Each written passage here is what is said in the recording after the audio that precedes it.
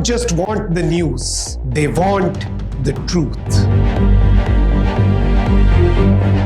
What others hide, I bring to you with evidence. Politics, corruption, human rights. No filters, no fear, just facts. I don't stop until the system shakes.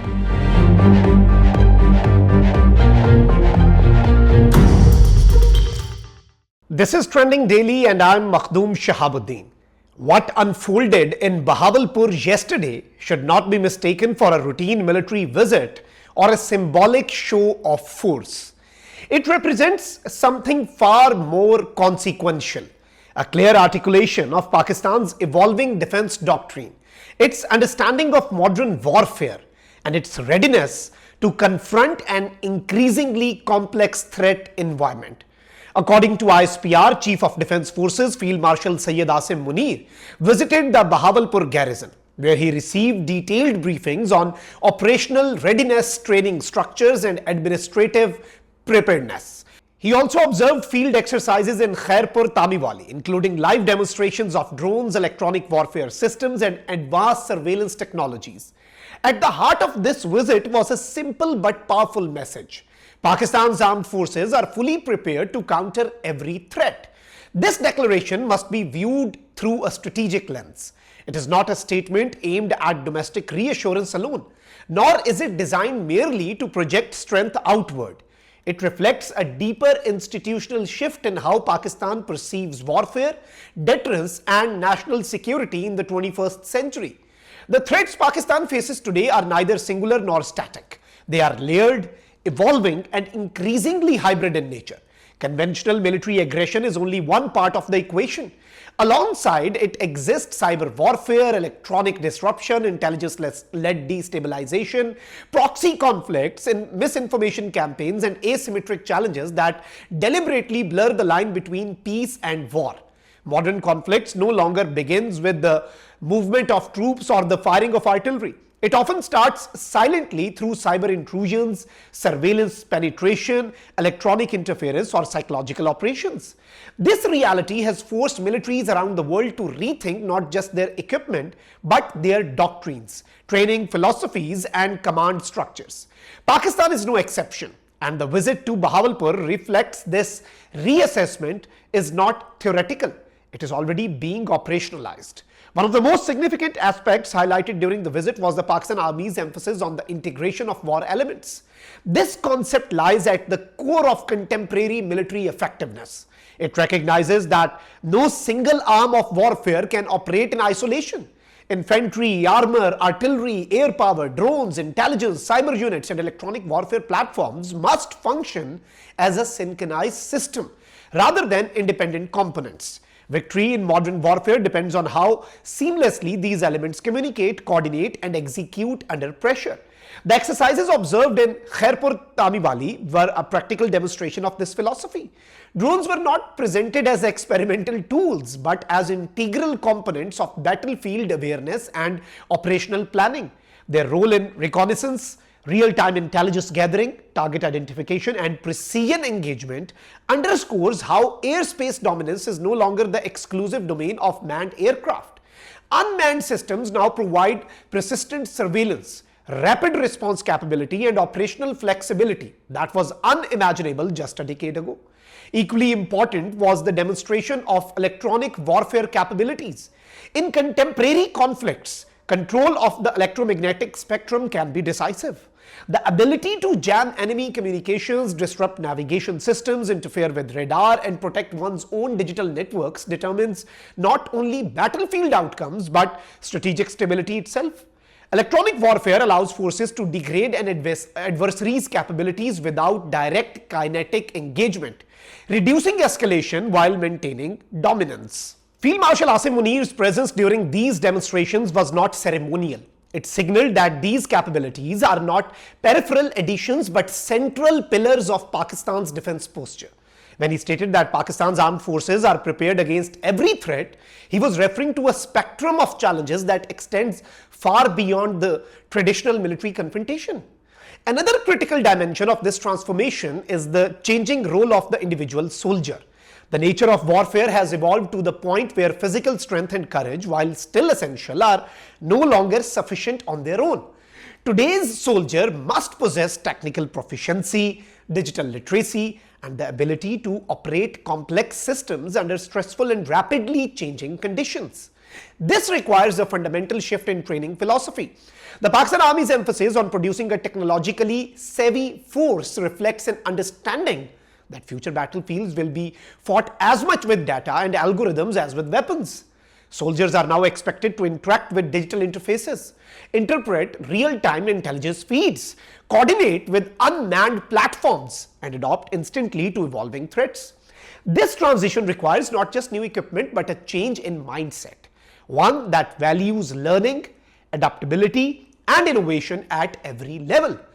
This mental shift is perhaps the most significant aspect of Pakistan's military evolution.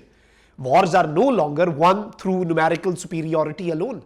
They are won through decision-making speed, situational awareness, and the intelligent application of technology. The emphasis on scientific knowledge, digital integration, and advanced training reflects an institutional recognition that modern warfare rewards those who think faster and adapt quicker than their adversaries. The concept of upcoming warfare requirements featured prominently in the narrative surrounding the visit. Military strategists worldwide agree that future conflicts will increasingly rely on technological maneuvers rather than large-scale conventional clashes. Cyber defense, electronic warfare, space-based surveillance, artificial intelligence, and unmanned systems will shape the battlefield. Pakistan's armed forces are actively aligning their doctrine and capabilities with this reality. This alignment also underscores the growing importance of self-reliance in defense. In an interconnected but unpredictable world, dependence on external suppliers during times of crisis creates strategic vulnerabilities. Sanctions, supply chain disruptions, and political pressures can all limit access to critical systems and spare parts. Recognizing this, Pakistan has placed increasing emphasis on indigenous defense production, local innovation, and domestic integration of advanced military technologies. Self-reliance in defense is not an act of isolationism. It is an assertion of sovereignty. It ensures that strategic decision-making remains independent and that operational readiness is not compromised by external constraints.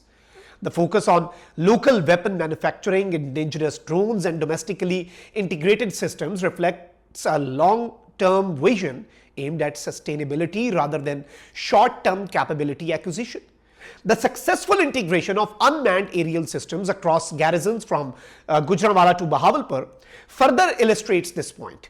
These systems are no longer confined to select units or specialized roles.